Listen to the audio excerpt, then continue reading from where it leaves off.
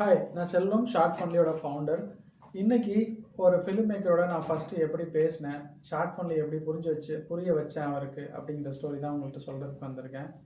So short ஃபன்லி இன்னைக்கு மீடியாவில் 10 products வச்சுருக்கோம். இந்த 10 ப்ராடக்ட்டுமே நீங்கள் படம் எடுக்கிறதுக்கு முன்னாடியும் படம் எடுத்ததுக்கு அப்புறமும் உங்களுக்கு யூஸ்ஃபுல்லாக இருக்கும். மறக்காமல் ஷார்ட் ஃபன்லி செக் பண்ணி பாருங்கள். ஸோ ஒரு ஃபிலிம் மேக்கர் ப்ரோ, நான் படம் எடுத்துட்டேன் ப்ரோ, இது இந்த குவாலிட்டியில் இருந்தால் தான் ஓடிடியில் எடுத்துப்பாங்களா, இந்த மாதிரி கேமரா யூஸ் பண்ணணுமா?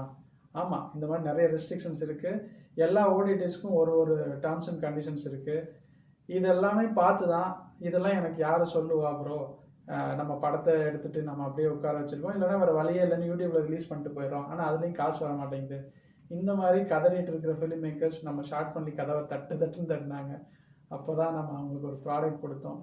இது வந்து short funnily is a creators moment. அவங்களுக்குன்னு ஒரு பிளாட்ஃபார்ம் டிஸ்ட்ரிபியூஷனுக்கு டெடிக்கேட்டடாக ரெடியாக இருக்குது. உங்கள் படம் ரெடியாக இருந்துச்சுன்னா இப்போவுமே டிஸ்ட்ரிபியூஷனுக்கு ரெடியாகுங்க. இது மாதிரி இன்ட்ரெஸ்டிங் ஸ்டோரிஸ் கற்றுக்கணுன்னா ஷார்ட் ஃபன்லி மறக்காமல் ஃபாலோ பண்ணுங்கள். அடுத்த ஸ்டோரியில் உங்களை பார்க்கலாம். பாய் பாய்.